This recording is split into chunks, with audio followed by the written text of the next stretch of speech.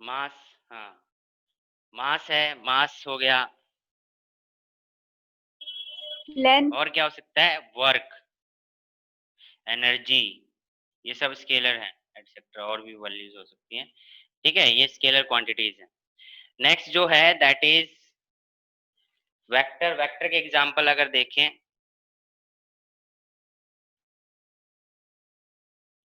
तो वेक्टर के एग्जांपल अगर देखोगे तो एग्जांपल क्या क्या आ सकता है? वेलोसिटी,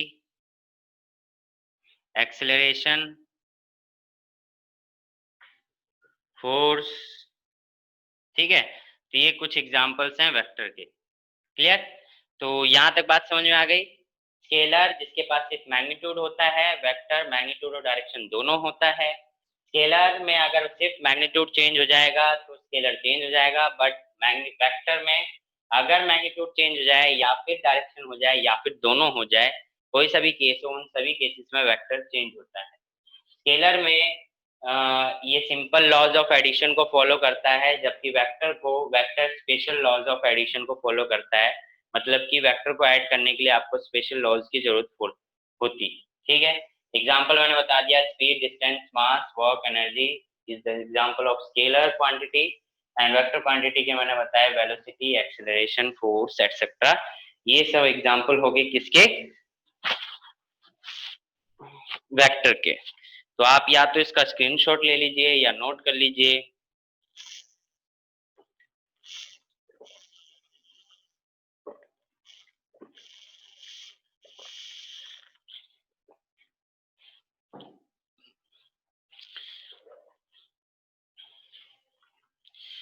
अब हम देखेंगे वेक्टर को रिप्रेजेंट कैसे करते हैं, क्या तरीका होता है, ये सब देखेंगे। ठीक है, तो इतनी बात क्लियर है? चलिए, ये तो हो गया। अब ये थोड़ा डिफरेंशिएट रब कर दूं इसे। स्क्रीनशॉट ले लिया आप लोगों ने?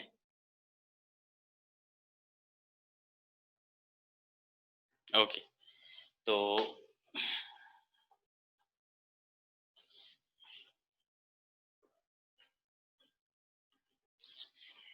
वेक्टर देखो, वेक्टर जो है वो बेसिकली क्या है?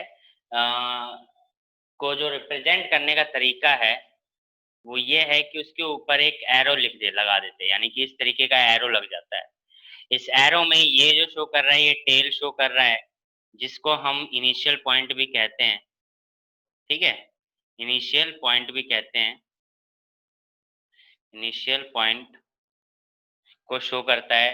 इसको हम हेड कहते हैं, जो कि फाइनल पॉइंट को शो करता है। ठीक है, टेल, हेड। ठीक है, जैसे वेक्टर है, वेक्टर ऑफ ए को रिप्रेजेंट करना है, वेक्टर ऑफ ए, तो उसको मैं लिखूंगा ए के ऊपर वेक्टर, इस तरीके से। ठीक है, इसी तरीके से वेक्टर ऑफ बी रिप्रेजेंट करना है तो मैं बी को ऊपर एरो। ये ध्यान रखना है, ये एरो हमेशा इसी डायरेक्शन में लगेगा, इस डायरेक्शन में लगेगा, इस डायरेक्शन में कभी भी नहीं लगेगा। ठीक है, तो ये हमेशा इस डायरेक्शन में ही लगना है। ए का वेक्टर को आप इससे डिनोट करोगे, बी के वेक्टर को इससे डिनोट करोगे। ठीक है, वहीं अगर ये हो गया वेक्टर। वेक्टर का मतलब क्या होता है कि वेक्टर शो करता है मैग्नीट्यूड प्लस डायरेक्शन। मतलब कि अगर मैं इस वेक्टर को लिखना चाहूं तो ये मैग्नीट्यूड, इसको पहला मैग्नीट्यूड होगा, उसके साथ में डायरेक्शन होगा। ठीक है, इस तरीके से वह बी वेक्टर का मैग्नीट्यूड होगा और उसके साथ में उसकी डायरेक्शन होगी। ठीक है, ये मैग्नीट्यूड डायरेक्शन, मैग्नीट्यूड डायरेक्शन। इससे क्या समझे कि जो मैग्नीट्यूड का सिंबल है, मैग्नीट्यूड ऑफ ए वेक्टर, उसको हम डिनोट करते हैं, ऊपर का सिंबल हटा दो तो ये मैग्नीट्यूड का सिंबल हो गया। जैसे कि मैं बोलूं कि आपको वेलोसिटी गिवन है 20 मीटर पर सेकेंड इन वेस्ट डायरेक्शन। ठीक है, तो 20 मीटर पर सेकेंड जो है वो क्या है? मैग्नीट्यूड है। तो मैग्नीट्यूड को आप बिना एरो के सिंबल के साथ शो करते हैं। ठीक है, सिंबल जो यूज करें, या फिर सिंबल के साथ शो करना है तो साथ में लगा दीजिए वो मॉडुलस। अगर आप मॉडुलस लगा देते हो, मोड लगा देते हो, तो इसका मतलब आप मैग्नीट्यूड को शो कर रहे हो इस तरीके से। ठीक है, ये ए, या तो ऊपर से साइन हटा दो या फिर मोड। और तीसरा तरीका भी है, कुछ बुक्स में जो है वो क्या करते हैं, बोल्ड लेटर्स लिखते हैं, यानी कि बोल्ड लेटर हो जाता है, ठीक है। बोल्ड लेटर से भी लिखते हैं कि अगर बोल्ड लेटर है तो इसका मतलब वो मैग्नीट्यूड को शो कर रहे हैं, ठीक है, समझ गए। ऐसे बी के लिए भी होगा मैग्नीट्यूड ऑफ बी वेक्टर, तो बी वेक्टर के मैग्नीट्यूड को या तो बी या फिर बी वेक्टर का मॉडुलस या फिर bold letter,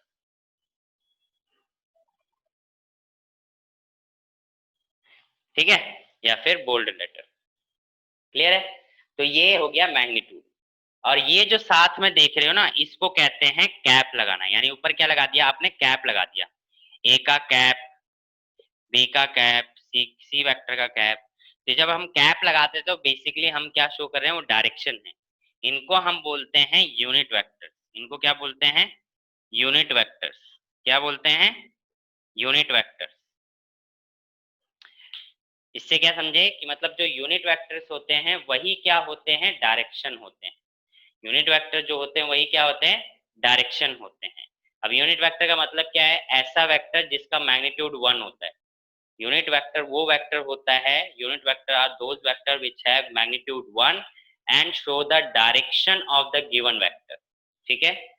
unit vector is the vector whose magnitude is 1 and show the direction of given vector। ये डेफिनेशन सारी नोट्स में मिल जाएंगी आपको, तो आप वहां देख सकते हो।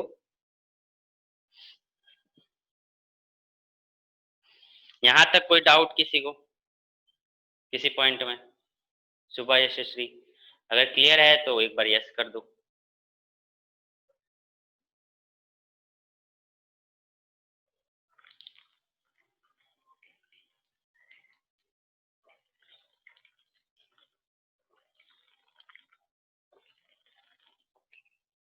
ओके, तो इसमें नोट करना चाहते हो तो कर लो या स्क्रीनशॉट ले लो, फिर आगे करवाता हूँ। तो मतलब इतना तो पता चल गया कि आपको वेक्टर को किस तरीके से रिप्रेजेंट करना है बाय सिंबल, और उसके मैग्नीट्यूड को किस तरीके से रिप्रेजेंट करना है बाय सिंबल, और उनकी डायरेक्शन को कैसे रिप्रेजेंट करना है बाय सिंबल, ठीक है, क्लियर है।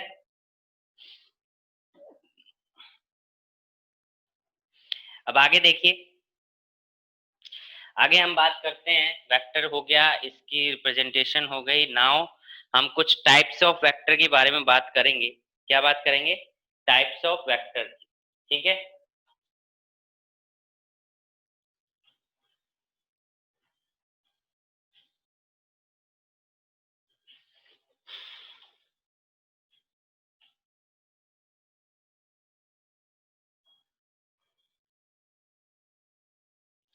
तो सबसे पहला हमारा होगा पोजीशन वेक्टर। अब पोजीशन वेक्टर क्या होता है, पोजीशन वेक्टर वो वेक्टर होता है जिसकी पोजीशन, किसी पॉइंट की पोजीशन हम ओरिजिन के रिस्पेक्ट में शो करते हैं, ठीक है।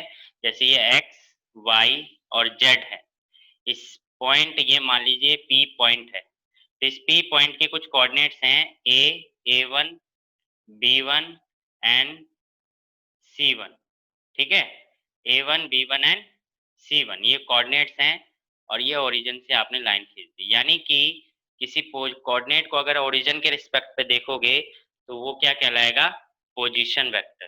और इसको नोट कैसे करेंगे, ओपी, ठीक है। अगर पी पॉइंट दे रखा है A1, B1 एंड C1, तो ऐसे में ओपी वेक्टर जब आप लिखोगे तो आप लिखोगे A1 I cap, B1 J cap and C1 के कैप। अब आप कहोगे सर ये A1 आई कैप, जे कैप, के कैप कहाँ से आ गया, देखो अभी हमने पढ़ा यूनिट वेक्टर, ठीक है, अभी हमने पढ़ा यूनिट वेक्टर, और यूनिट वेक्टर क्या शो करता है, डायरेक्शन। तो x की डायरेक्शन को कौन शो करता है, आई कैप, y की डायरेक्शन को कौन शो करता है, जे कैप, और z की डायरेक्शन को कौन शो करता है, के कैप, ठीक है।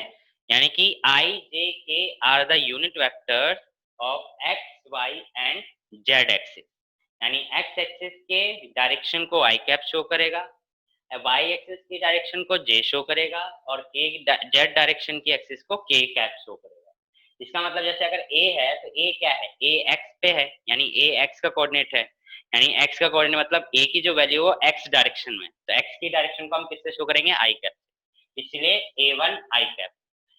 b1 जो है वो क्या है, y का कोऑर्डिनेट है, y का कोऑर्डिनेट मतलब y डायरेक्शन में कोऑर्डिनेट है, y डायरेक्शन में कोऑर्डिनेट है, इसका मतलब क्या हो जाएगा, b1 y कैप, तो b1 j cap, sorry y cap नहीं j cap, y b1 j cap.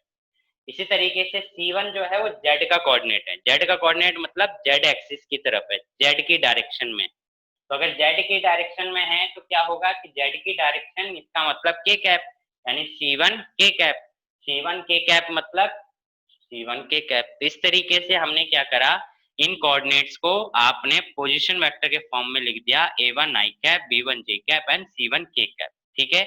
यानी कि ये जो कोऑर्डिनेट्स हैं, और कोऑर्डिनेट्स को अगर आपको वेक्टर के फॉर्म में लिखने के लिए बोले तो आपको बेसिकली इस फॉर्म में लिख देना है, और वो क्या कहलाएगा, पोजीशन वेक्टर।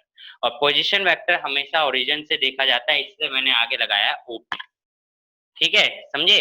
जैसे मान लो एक दूसरा कोई पोजीशन है Q, और इसकी पोजीशन यहां से हो गई, ये हो गया A2 B2 एंड C2, ठीक है। हमारा Q पॉइंट दे रखा है A2 B2 एंड C2। अब इसका पोजीशन वेक्टर लिखोगे तो कैसे लिखोगे, ओ क्यू वेक्टर क्या आ जाएगा, A2 I cap, B2 J cap and C2 K cap, समझे। तो ये हो गया पोजीशन वेक्टर, क्लियर है। पोजीशन वेक्टर में अब मैग्नीट्यूड निकालने के लिए बोले कि बताइए आपने जो पोजीशन वेक्टर पढ़ा उसका मैग्नीट्यूड निकालना है, ठीक है, position vector of OP vector. तो उसको शो कैसे करेंगे, उसको शो करेंगे हम ओपी का मोड लिख दो या फिर ओपी लिख दो, अभी मैंने बताया था या तो मोड लगा दो या फिर ओपी लिख दो। मैग्नीट्यूड निकालने का सिर्फ मतलब ये है कि अगर कोऑर्डिनेट फॉर्म में आपका दे रखा है वेक्टर, तो मैग्नीट्यूड निकालने के लिए बस आपको क्या करना है, ये फॉर्मूला लगा देना है, a का स्क्वायर b का स्क्वायर प्लस c का स्क्वायर, तीनों का स्क्वायर करो प्लस करो और अंडर रूट लगा दो, आपका मैग्नीट्यूड आ गया। यहाँ पे a1 b1 c1 है तो a1 b1 c1, ठीक है। इसी तरीके से अगर आप मैग्नीट्यूड ओ क्यू का निकालते हो, जिसको हम ओ क्यू वेक्टर का मोड कह देंगे, तो वो कैसे आ जाएगा, a2 का स्क्वायर b2 का स्क्वायर c2 का स्क्वायर, ठीक है। ये क्या आ गया, मैग्नीट्यूड, ये क्या आ गया, मैग्नीट्यूड।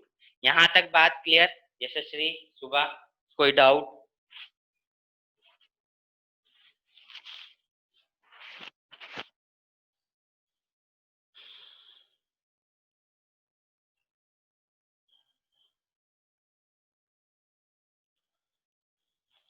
ओके, तो ये तो यहाँ तक बात आई, मैग्नीट्यूड आपने निकाल लिया। और मैं अभी बता रहा था यूनिट वेक्टर, ठीक है, यूनिट वेक्टर मैं इसी के अंदर इंक्लूड कर दे रहा हूँ, ठीक है। यूनिट वेक्टर मैं इसी के अंदर यूनिट इंक्लूड कर देना हूँ, यूनिट वेक्टर।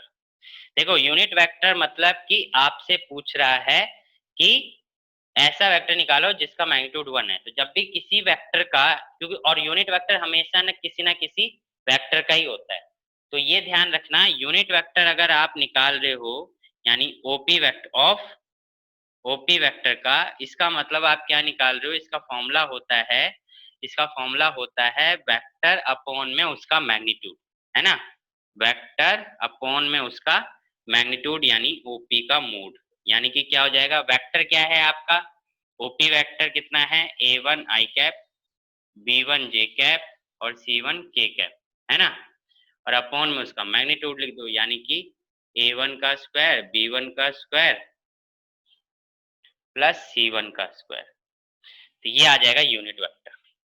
क्लियर है, यहाँ तक बात समझ में आई। तो ये पॉइंट्स होते हैं मैग्नीट्यूड और पोजीशन वेक्टर निकालने के, यूनिट वेक्टर निकालने के लिए।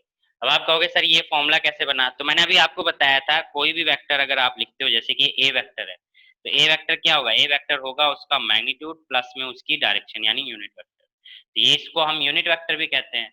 ये इज इक्वल टू क्या हो जाएगा, unit vector is equal to हो जाएगा ए वेक्टर अपॉन में उसका मैग्नीट्यूड। तो इसलिए यहाँ से ये यूनिट वेक्टर का फॉर्मूला आ गया, यूनिट वेक्टर का फॉर्मूला क्या आ गया, ए वेक्टर अपॉन में मैग्नीट्यूड। तो जब भी यूनिट वेक्टर निकालने के लिए बोले किसी गिवन वेक्टर का, तो जस्ट उसका वेक्टर लिखो और उसके अपॉन में मैग्नीट्यूड से, उसी के मैग्नीट्यूड से डिवाइड कर दो, ठीक है, तो इसको नोट कर लीजिए या स्क्रीनशॉट ले लीजिए।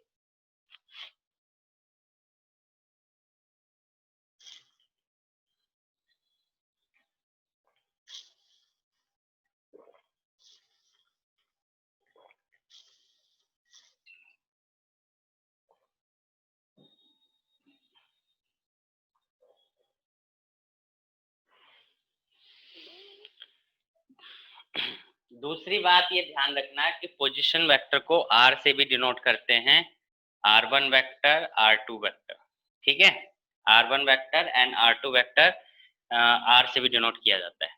ये हो गया first type of vector, screenshot ले लिया, रब कर रहा हूं, नेक्स्ट आगे बढ़ते हैं।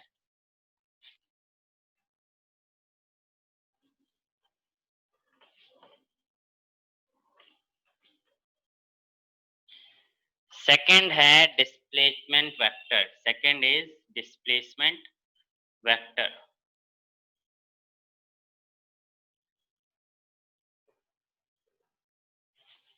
ठीक है, डिस्प्लेसमेंट वेक्टर क्या है? डिस्प्लेसमेंट वेक्टर इज बेसिकली ये जो दो पोजीशन वेक्टर है ना, इसका बीच का ये डिस्टेंस है, ये जो लाइन ड्रॉ करी है मैंने अभी, ठीक है, पी से क्यू के बीच में जो डिस्टेंस बनाया है, लाइन बनाई है, इसको बोलते हैं डिस्प्लेसमेंट वेक्टर। ठीक है, अब ये देखिए, ये या तो पी से क्यू भी हो सकता है और क्यू से पी भी हो सकता है, मतलब पी से क्यू डिस्प्लेस हो सकती है वो पोजीशन, या क्यू से पी डिस्प्लेस हो सकती है पोजीशन, है ना। तो इसकी यानी डिस्प्लेसमेंट वेक्टर की जो डायरेक्शन है वो चेंज हो सकती है, मैग्नीट्यूड तो सेम आएगा पर डायरेक्शन चेंज हो जाएगी। और मैंने बताया कि फिजिक्स के अंदर डायरेक्शन का मतलब है कि आप बात कर रहे हैं पॉजिटिव नेगेटिव की, ठीक है, डायरेक्शन मतलब पॉजिटिव नेगेटिव। तो देखिए डिस्प्लेसमेंट वेक्टर क्या होगा, अगर मैं पी क्यू वेक्टर निकालता हूं, ठीक है, अगर मैं क्या निकालता हूं, पी क्यू वेक्टर यानी डिस्प्लेसमेंट वेक्टर निकालता हूं, तो पी क्यू का मतलब है पी से क्यू, पी से क्यू मतलब P is the initial value, initial point, and Q is the final point, क्योंकि टेल जो शो करता है वो इनिशियल पॉइंट को शो करता है। तो P is the initial point और Q is the final point. पर जब हम डिफरेंस निकालते हैं तो कैसे निकालते हैं, फाइनल माइनस इनिशियल, यानी कि final minus initial, final minus initial. और ये दोनों थे क्या, ये दोनों क्या हैं, पोजीशन वेक्टर। तो ये हो गया position vector minus position vector, यानी कि O Q position vector minus OP position vector, और पोजीशन वेक्टर के बीच के डिफरेंस को ही हम क्या बोलते हैं, डिस्प्लेसमेंट वेक्टर। ठीक है, पोजीशन वेक्टर के डिस्प्ले डिफरेंस को ही हम क्या बोलते हैं, डिस्प्लेसमेंट वेक्टर। अब अगर आपको याद हो कि पोजीशन वेक्टर ओ क्यू क्या था, A two I cap, B two J cap and C two K cap, वहीं पे minus A one I cap, B one J cap and C one K cap. तो अब आई का आई के साथ ही difference निकालेंगे, यानी A two minus A one I cap plus B two minus B one J cap plus C two minus C one K cap. ठीक है, तो ये आपका क्या आ गया, डिस्प्लेसमेंट वेक्टर। इसी का उल्टा क्या हो सकता है, इसी का उल्टा आप निकाल सकते हो क्यूपी डिस्प्लेसमेंट वेक्टर, है ना। अब क्यूपी में क्यू इनिशियल हो गया, पी फाइनल हो गया, तो initial minus final minus initial, यानी कि OP position vector minus OQ position vector. तो जब आप इसको उल्टा से इसको आगे रखोगे, इसको पीछे रखोगे, तो आपका क्या हो जाएगा, थोड़ा सा चेंज हो जाएगा, A one minus A two I cap, B one minus B two J cap and C one minus C two K cap. ठीक है, ये पोजीशन वेक्टर है, आपने निकाला है, क्लियर है। मैग्नीट्यूड निकालने की बात हो जाएगी, अगर आप मैग्नीट्यूड निकालोगे, क्या निकालोगे, मैग्नीट्यूड निकालते हो किसका, ऑफ पी क्यू वेक्टर, इसका आप मैग्नीट्यूड निकालते हो, तो आपने क्या पढ़ा, कोफिशिएंट जो होते हैं, आई के आगे जो है, बी के जे के आगे जो है और के आगे जो है, इसका बस स्क्वायर करो और अंडर रूट निकाल दो, यानी कि A two minus A one का square plus B two minus B one का square plus C two minus C one का स्क्वायर, और ये अंडर रूट में, तो मैग्नीट्यूड आ जाएगा। इसी तरीके से यहाँ पे भी मैग्नीट्यूड निकाल सकते हो, मैग्नीट्यूड अगर निकालोगे तो जस्ट क्या कर देना है आपको, A1 माइनस A2 का square plus B1 minus B2 का स्क्वायर, B2 का square plus C1 minus C2 का स्क्वायर, ये अंडर रूट में, और आपका क्या आ गया, मैग्नीट्यूड आ गया। क्लियर है, इतनी बात क्लियर है? ठीक है, इतनी बात तो क्लियर होगी होगी। यहां तक किसी को कोई डाउट?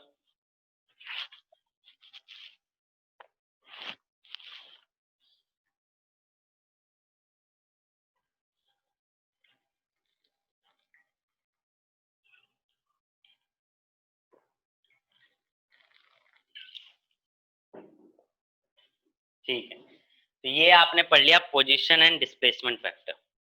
क्लियर है अच्छे से? इसका स्क्रीनशॉट ले लीजिए, फिर आगे हम बढ़ते हैं कुछ वेक्टर्स के बारे में, टाइप्स ऑफ वेक्टर। मैं बोलता जाऊंगा, आप बस पॉइंट लिखते जाना, ठीक है? बाकी नोट्स में है। सबसे पहला है इक्वल वेक्टर, ठीक है?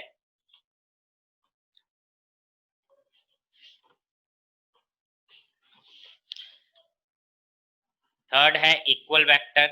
इक्वल वेक्टर मतलब जो कि जिनका मैग्नीट्यूड और डायरेक्शन दोनों सेम हो, तो उन वेक्टर्स को हम क्या बोलते हैं, इक्वल वेक्टर। ठीक है, यानी the both vector are said to be equal if they have the same magnitude and same direction. ठीक है, सेम मैग्नीट्यूड है और सेम डायरेक्शन है, तो उसको हम क्या बोल देंगे, इक्वल वेक्टर कह देंगे। थर्ड है फोर्थ, मतलब fourth basically negative of vector. Fourth negative of vector, इसका मतलब है अपोजिट वेक्टर, मतलब मैग्नीट्यूड तो सेम होगा बट डायरेक्शन अपोजिट हो जाएगी। जैसे कि अगर ये ए वेक्टर है तो इस बी वेक्टर ए का अपोजिट है। ठीक है, बी वेक्टर ए का अपोजिट है, यानी कि डायरेक्शन नेगेटिव में चलेगी, मैग्नीट्यूड सेम। ठीक है, तो इसको हम कह देंगे negative vector. The negative vector is defined as the another vector having the same magnitude but having an opposite direction. ठीक है, नेक्स्ट यूनिट वेक्टर, मैंने आपको बता दिया है कि यूनिट वेक्टर वो वेक्टर होता है जिसका मैग्नीट्यूड क्या होता है, 1 होता है, और वो क्या शो करता है, डायरेक्शन शो करता है। यूनिट वेक्टर वो वेक्टर होता है जिसका मैग्नीट्यूड 1 होता है और क्या शो करता है, डायरेक्शन शो करता है। क्लियर? नेक्स्ट है fixed vector. Those vector whose initial point is fixed is called fixed vector. ठीक है, फिक्स्ड वेक्टर, ऐसे वेक्टर जिनकी इनिशियल पोजीशन क्या है, फिक्स है, तो उन वेक्टर्स को हम फिक्स वेक्टर कहते हैं। फ्री वेक्टर, ऐसे वेक्टर जो कि फ्री हैं, फ्री टू मूव हैं, उनको कोई फिक्स नहीं है, तो a vector whose initial point is not fix is called free vector. ठीक है, एट है collinear vector. Collinear vector, collinear vector का मतलब है ऐसे वेक्टर जिनकी डायरेक्शन सेम होती है। ठीक है, कोलिनियर वेक्टर ऐसे वेक्टर जिनकी क्या होती है, डायरेक्शन सेम होती है, या यूं कह लो कि ऐसे वेक्टर जो कि पैरेलल हैं। ठीक है, पैरेलल हैं या फिर एक ही लाइन पे एक्ट कर रहे हैं। ठीक है, कोलिनियर क्या हो गया, या तो पैरेलल वेक्टर्स हों यानी जिनकी डायरेक्शन सेम है, और या फिर जो एक ही लाइन के ऊपर एक्ट कर रहे हैं। मतलब जैसे ये डॉटेड लाइन है तो ये एक वेक्टर बन गया वेक्टर ए, और ये भी एक वेक्टर बन गया वेक्टर बी, तो आप देख रहे हो एक ही लाइन के ऊपर एक्ट कर रहे हैं। पैरेलल भी कह सकते हो क्योंकि एक सेम है, एक डायरेक्शन में है। ठीक है, तो इस तरीके से एथ नाइन्थ पॉइंट आप इसी के अंदर इंक्लूड कर सकते हो, पैरेलल वेक्टर, ऐसे वेक्टर जिनकी डायरेक्शन क्या होती है, सेम, मैग्नीट्यूड का मैटर नहीं करता है पर डायरेक्शन सेम होती है। ठीक है, को प्लानर वेक्टर,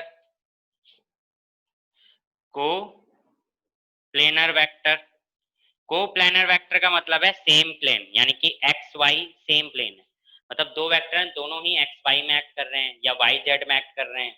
ठीक है, तो एक्स वाई वाई जेड इनमें एक्ट कर रहे होंगे, सेम प्लेन में एक्ट कर रहे होंगे, तो उनको हम क्या कह देंगे, को प्लेनर वेक्टर। नेक्स्ट है को इनिशियल वेक्टर।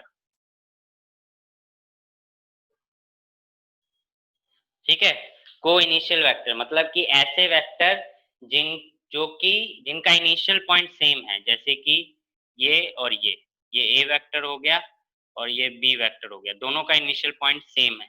ठीक है, को इनिशियल वेक्टर। नेक्स्ट है कोटर्मिनस वेक्टर, कोटर्मिनस वेक्टर, कोटर्मिनस वेक्टर ऐसे वेक्टर जिनका फाइनल पॉइंट सेम होता है, जैसे कि ये है और ये एक ही पॉइंट पे आके खत्म हो रहे हैं, ठीक है, फाइनल पॉइंट सेम है, तो उसको हम बोल देते हैं कोटर्मिनस वेक्टर।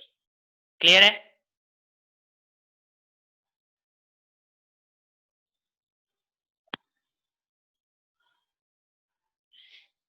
क्लियर यहाँ तक? तो ये पॉइंट सारे क्लियर हो गए होंगे। एक और वेक्टर होता है जीरो वेक्टर, पूछ लिया जाता है कई बार, प्राइवेट स्कूल में पूछ लेते हैं व्हाट इज जीरो वेक्टर। इसको नल वेक्टर भी कहते हैं, जीरो वेक्टर या नल वेक्टर, मतलब ऐसे वेक्टर जिनकी कोई डायरेक्शन नहीं होती और कोई मैग्नीट्यूड नहीं होता है, ठीक है, या हम कहेंगे कि ऐसा वेक्टर जिसका मैग्नीट्यूड जीरो है और आर्बिट्री डायरेक्शन है। आर्बिट्री डायरेक्शन मतलब कि किसी भी डायरेक्शन में हो सकता है, हमें नहीं पता, ठीक है, it can be in any direction, तो उसको हम जीरो वेक्टर या नल वेक्टर कहते हैं।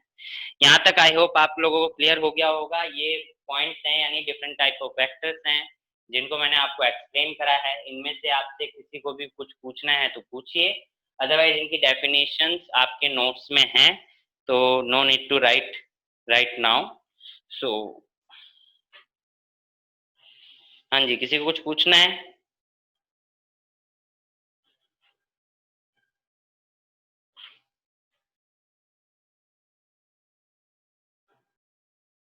नहीं पूछना तो इसको नोट कर लीजिए या स्क्रीनशॉट ले लीजिए, फिर हम कुछ प्रॉपर्टीज के बारे में पढ़ते हैं।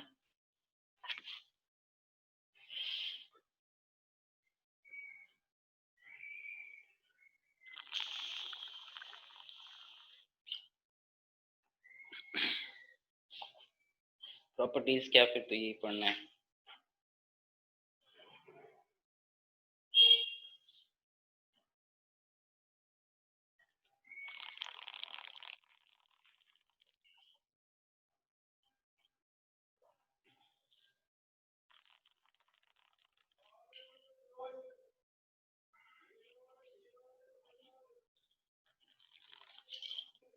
डन। अच्छा, क्लास खत्म होने वाली है, मैं दोबारा से बना रहा हूँ, आप ज्वाइन कर लीजिए, रिकनेक्ट कर लीजिए, ठीक है।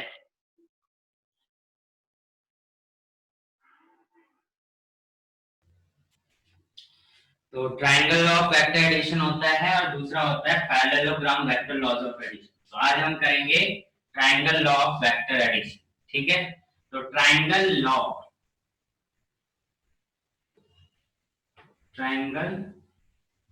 ऑफ वेक्टर एडिशन,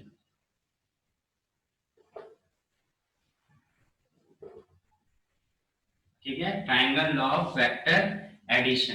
तो triangle law of vector addition में क्या है बेसिकली कि दो वेक्टर आपको गिवन है जो कि अपोजिट डायरेक्शन में एक्ट कर रहे हैं या सेम डायरेक्शन में एक्ट कर रहे हैं, जैसे कि एक वेक्टर हो गया ये, जिसको हम मान लेते हैं पी वेक्टर, ठीक है, या फिर ए वेक्टर मान लेते हैं, ए बी के साथ ए वेक्टर, और दूसरा वेक्टर मान लेते हैं बी वेक्टर, ठीक है।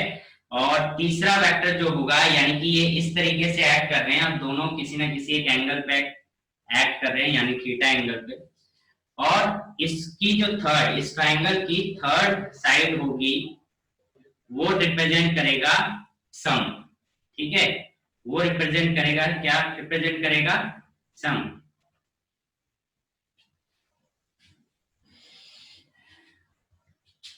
इसको ओ मान लो, ओ पी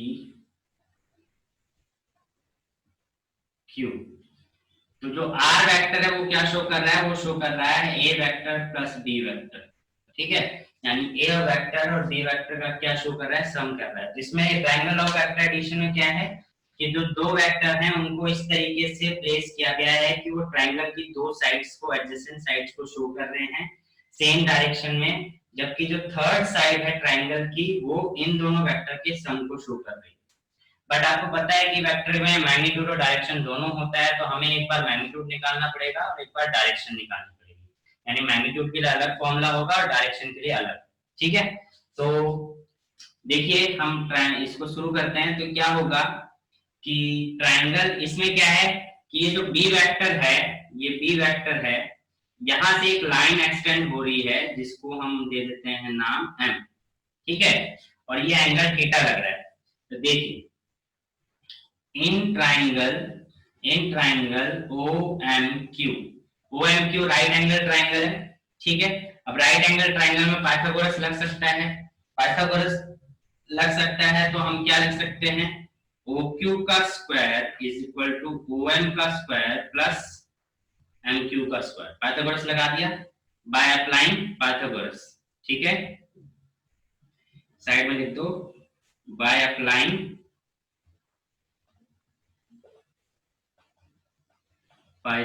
पाइथागोरस, ठीक है। तो पाइथागोरस आपने अप्लाई कर दिया, ओ क्यू का square is equal to O M का स्क्वायर प्लस एम क्यू का स्क्वायर।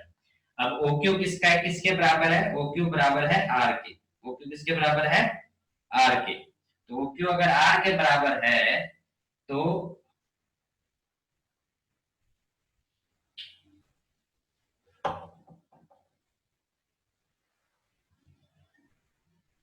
ओ क्यू अगर आर के बराबर है तो ओ क्यू को हम लिख देंगे आर का स्क्वायर, ठीक है, is equal to O M. O M देखोगे तो O M is equal to है ओपी प्लस पीएम, है ना, ओपी प्लस पीएम का whole square plus N Q का होल स्क्वायर, ठीक है। अब देखिए यहाँ पे ओपी अगर देखोगे तो ओपी है ए के बराबर, ओपी किसके बराबर है, ए के बराबर, ये शो कर रहा है ए वेक्टर, तो हम लिख सकते हैं आर का स्क्वायर प्लस ओपी हो गया is equal to A plus P M का whole square plus M Q का स्क्वायर, ठीक है। आगे देखिए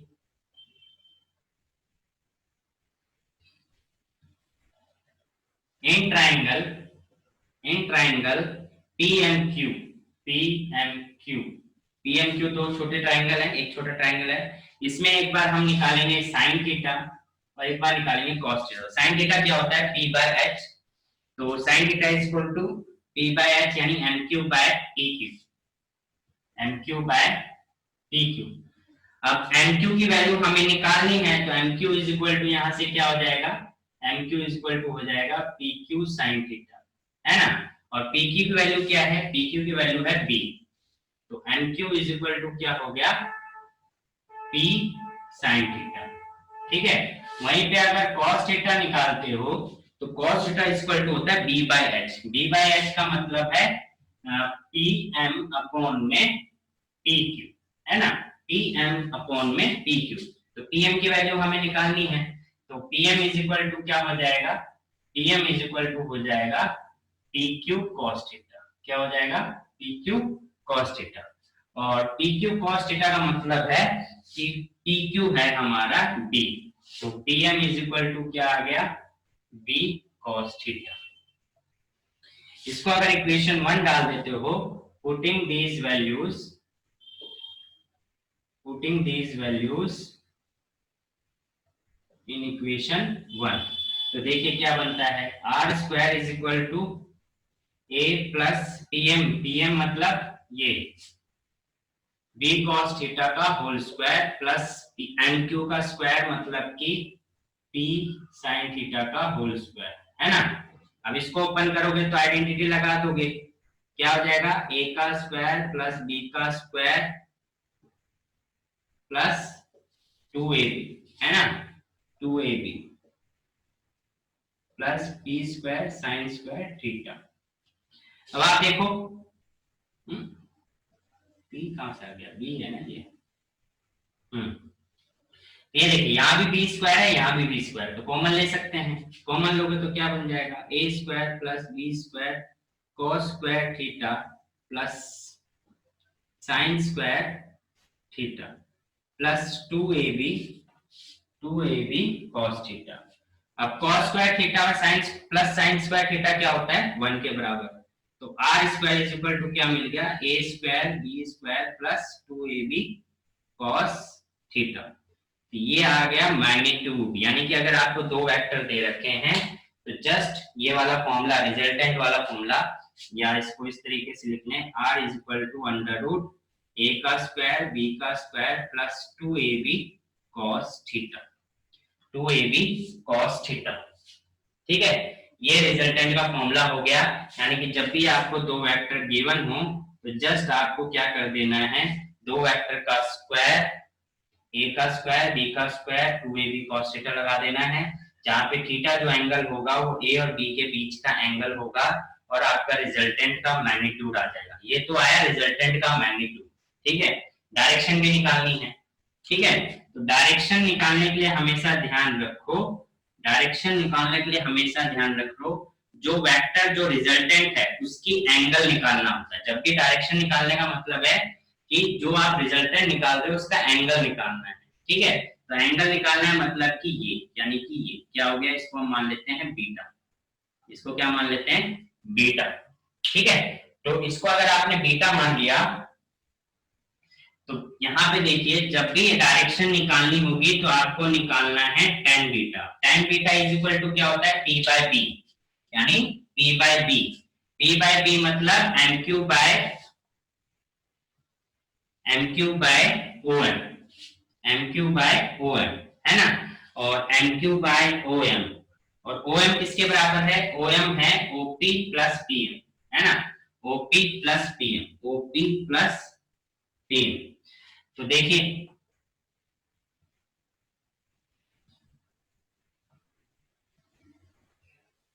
तो tan थीटा जो आ गया, tan बीटा जो आ गया वो कितना आ गया, mq क्या है आपका, mq है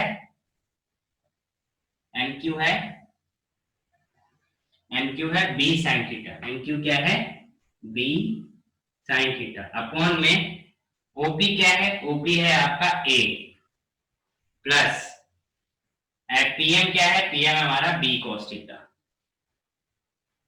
बस tan बीटा निकाल दो, आपका आंसर आ गया b sin थीटा अपॉन में a b cos theta.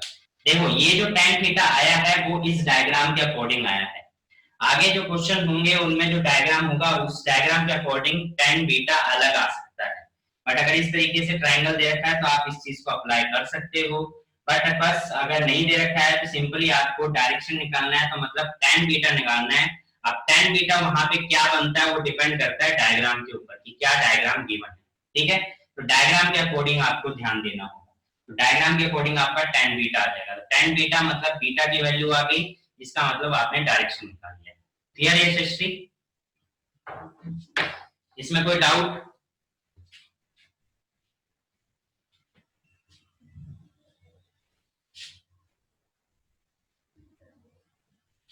Okay, तो यहां तक आपने सीख लिया triangle law of vector addition, और triangle law of vector addition ये आपने सीख लिया है। नाउ केस जो मैं दूसरा बोल रहा था parallelogram vector law of addition, उसमें डेरिवेशन में कोई फर्क नहीं है, जस्ट डायग्राम का फर्क है। और वो क्या फर्क है वो देखो मैं बताता हूं।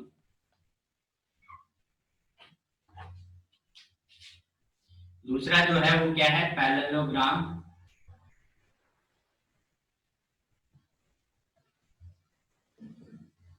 Vector laws of addition.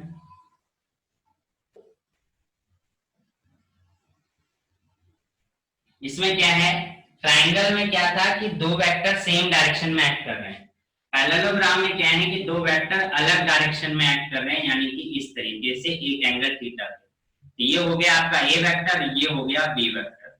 अब इसका जो रिजल्टेंट है वो ये शो करेगा इस तरीके से, जो कि एक पैरेललोग्राम बना देगा इस तरीके से।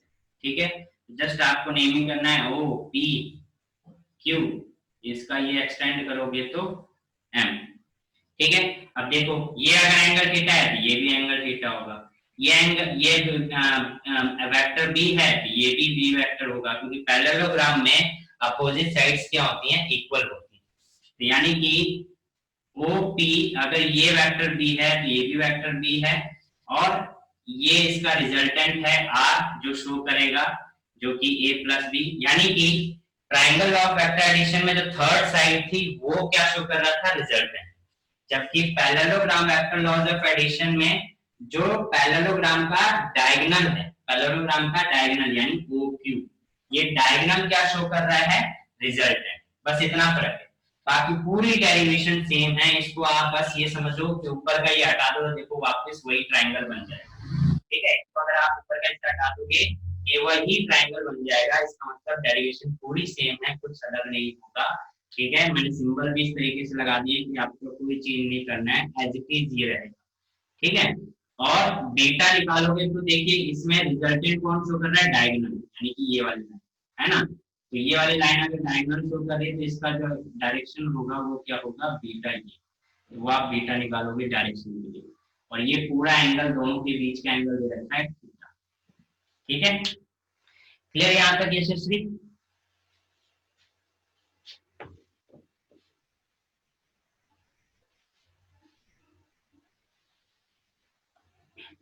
ओके, तो कोई डाउट नहीं है, इसको स्क्रीनशॉट ले लीजिए।